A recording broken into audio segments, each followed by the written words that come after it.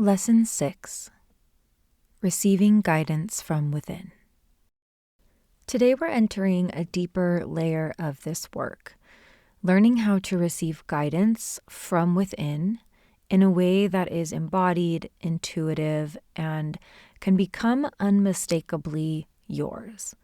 So up until now, you've been learning how to access your heart center, how to listen to your inner landscape, how to recognize through vision and sensation, and how to deepen into trust for what it is you're seeing and feeling. And one of the main reasons we enjoy this process and people return to this process is to receive clarity, direction, truth. There is a level of guidance that you're looking for when you go to your great within, whether you're connecting to yourself, your spiritual practice, or the guides and archetypes and landscapes that have come forward for you. So let's talk about guidance in the sense of our outer world first. So typically when we ask for guidance outside of ourselves, we tend to take in what we hear mentally. We're listening, we're taking it in, we're understanding it, thinking about it, evaluating it, and then deciding if we want to apply it. A lot of times we'll take in some guidance or direction or a thought from someone else, and it will help us shift our perception. It does have the power to do that, but typically we're taking it in from the mind space. And with inner guidance inside of this practice, guidance is working differently. The guidance is actually rising from the body. And it's speaking through sensation, imagery, and guides and landscape. When you ask a question, when there's something that you want to know, that felt sense, that deep truth, that is coming from the energy body. And most of the time when we are living in our outer worlds, unless you're very consciously in a practice of being embodied, most of the time we're taking in our outer world through our eyes, through knowledge, through ego.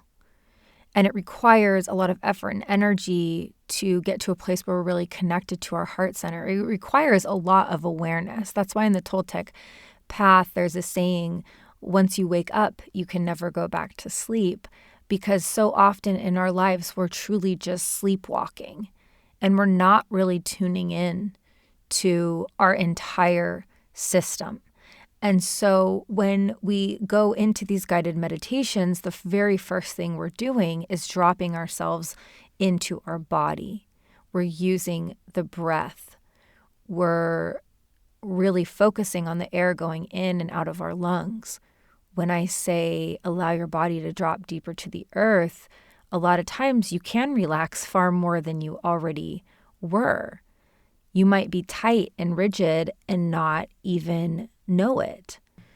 This truly is a felt experience, and you are receiving an understanding in your body and in your energy body in the way that your mind can't really access on its own. So I want to invite you to shift from thinking about guidance or receiving guidance in the way you receive it in your outer world, through words, advice, answers, and solutions. Even though you might receive those things in your meditation, when you are stepping into or entering into your visioning, connecting to your heart center, you're stepping into a state of higher consciousness where guidance is something that you're entering into. Rather than grasping, you're entering into it. And this is why I invite you over and over to receive.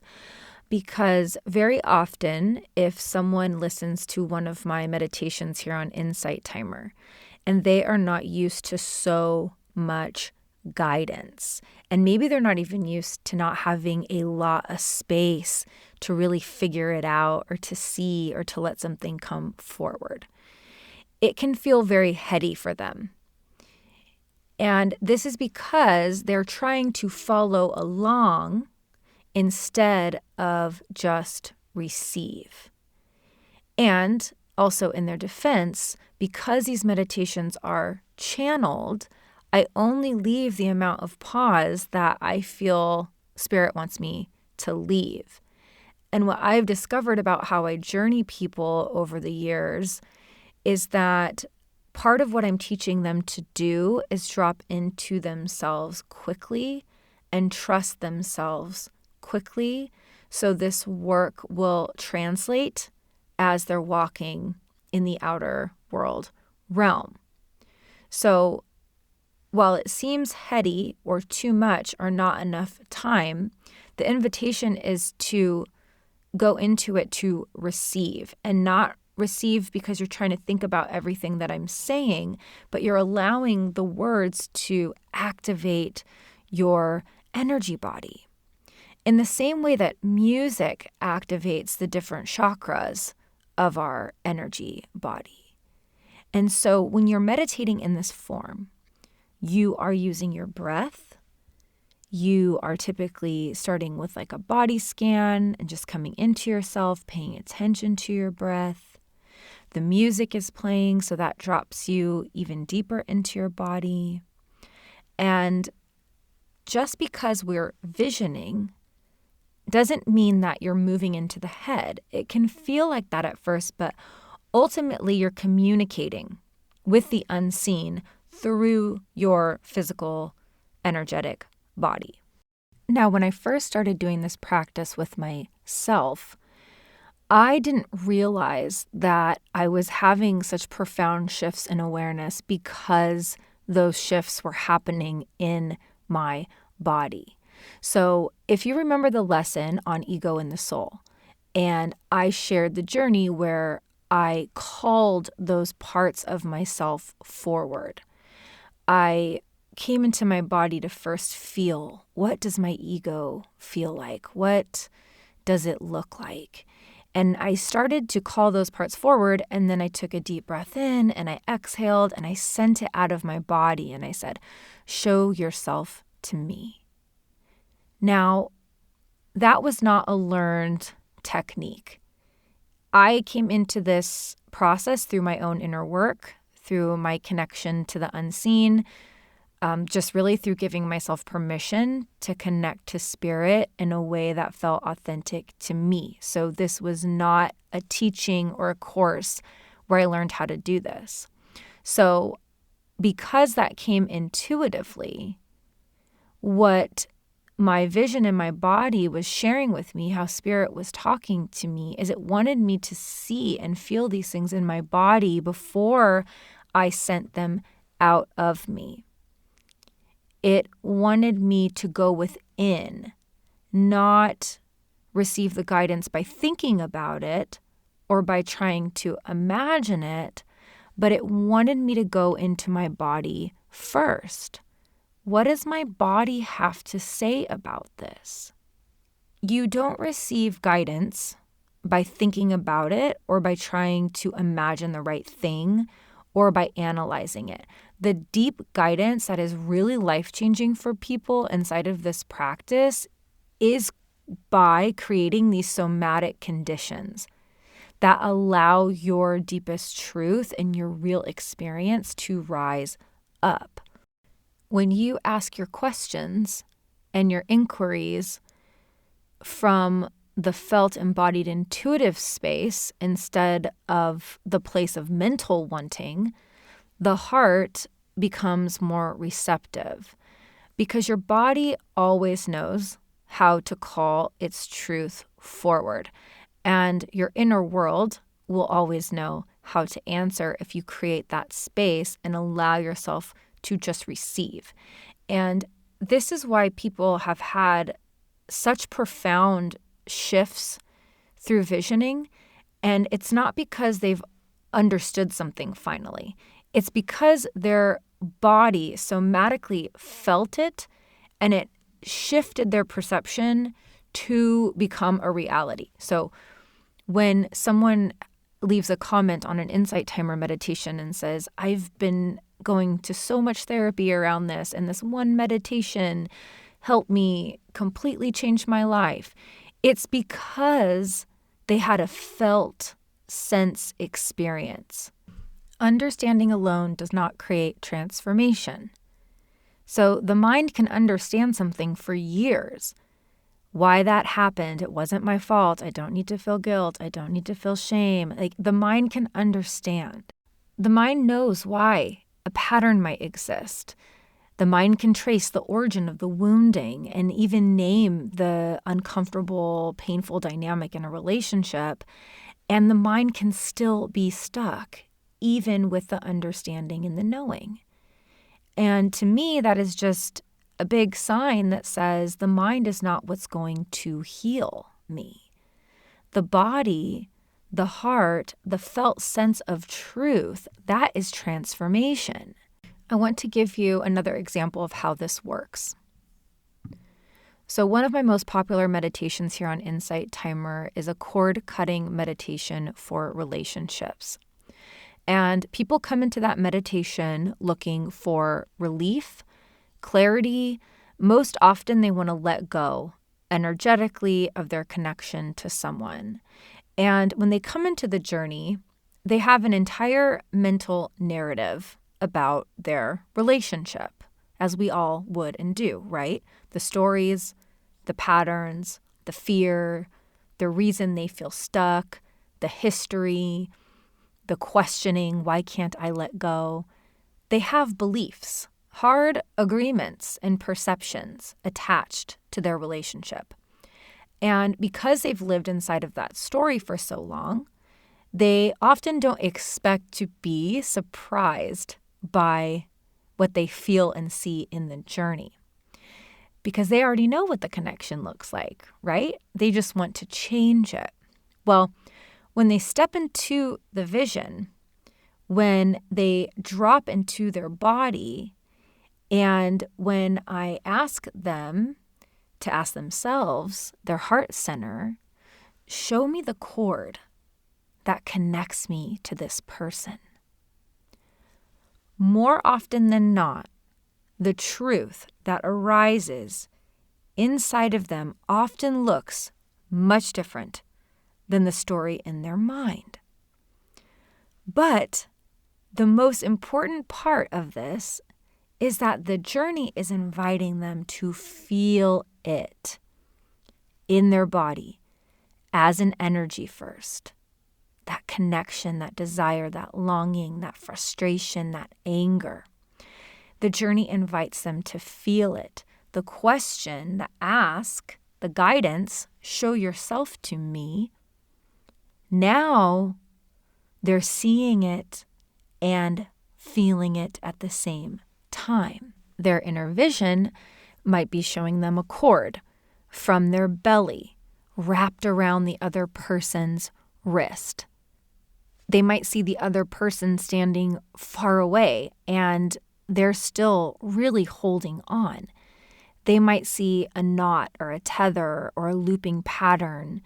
They might also see a cord that is just so old and rotted, and they realize, wow, I'm desperately holding on to something that doesn't exist in the way that it used to. And when they journey in this way, they're no longer relating to the relationship from mental narrative. They're relating to it from an embodied felt sense truth. And then here is where the magic happens, is that the imagery, we started in the body, we're asking the energy, the imagery created a felt sense experience that was very real for the ego mind. The ego mind is always there, watching. And the ego mind can have a profound shift in perception. We have to remember that the ego is not the enemy. It's the part of you that maps our reality, organizes identity, tries to make sense of your world. And it is also watching everything that happens in your inner landscape. What is real, quote unquote, to the mind, right? It's already making up stories all day long. Your heart is playing a different story. It's showing them a different movie of their experience.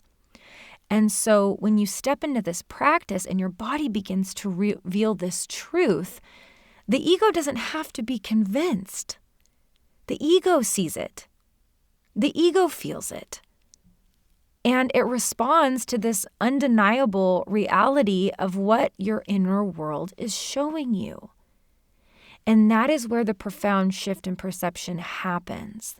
That is part of why this particular meditation, I think, is so popular, because it provides an embodied recognition. And this is why visioning is so powerful. It's not asking your mind to agree with it. It's you asking your heart to remember, and the mind simply can't ignore it. So guidance inside of these journeys is meant to be a somatic experience that moves through your body, softening your defenses, slowing down, recognizing you have a heart center, you have a heart chakra, you have energy centers in your body. The guidance is meant to reshape how you see yourself in your life. The practice that I offer is not a visualization exercise. We're doing deep inner work. We're doing somatic work, and we're doing emotional and spiritual work. And I teach this practice, and I'm passionate about it because I believe that anyone can access a relationship to their heart center, to their body, to their divinity, whatever words you want to call it. Anybody can access their great within. We do have to spend time there and tend to it just like any other relationship. But because this practice was embodied to begin with, because out of all the training and learning I've done, no one taught me this. Now, it doesn't mean I'm the only one doing it. For all I know, there's 15 books about it, or it has another name.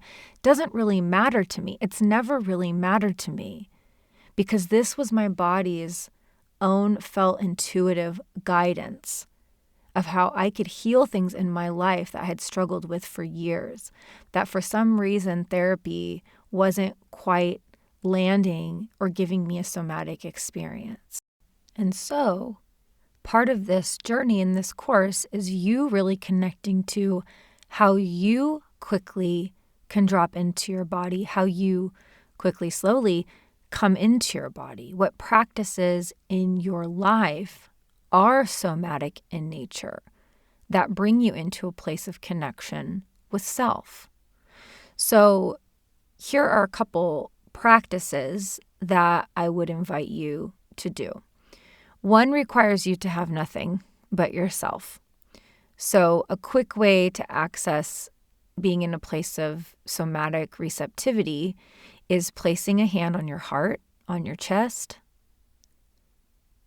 closing your eyes, and taking a really slow, deep breath in, and exhaling.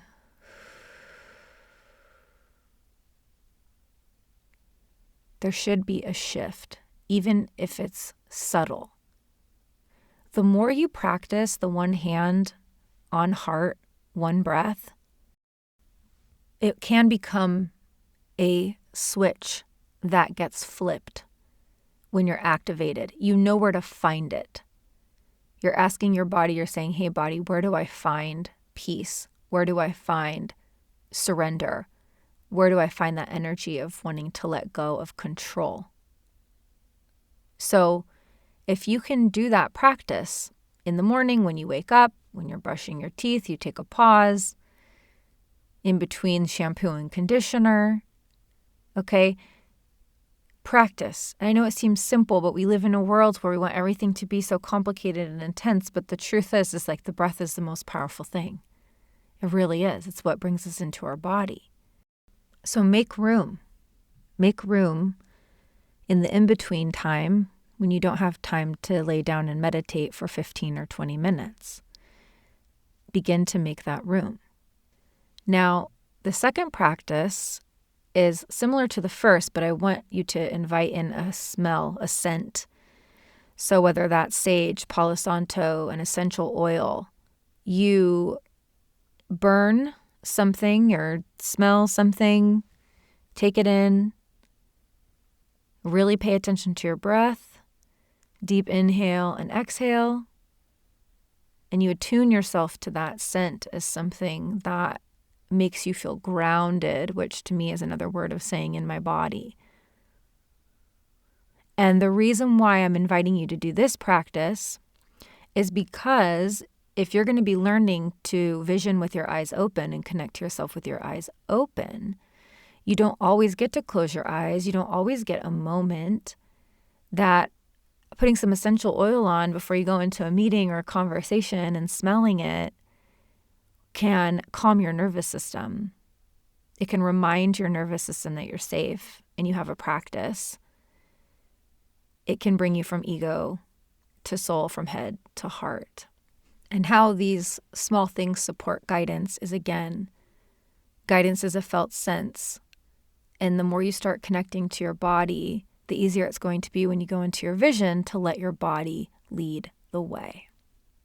In the next lesson, I will take you on a longer journey so I can guide you through a practice of receiving guidance. And until then, I'd like to invite you to check in with yourself, with your body, connect, and maybe ask, how is my body the most receptive to guidance?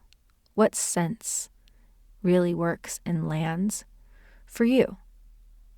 Touch, smell, taste. How do you come into your body? How are you present with it? Enjoy tuning into yourself, and I'll see you in the next lesson.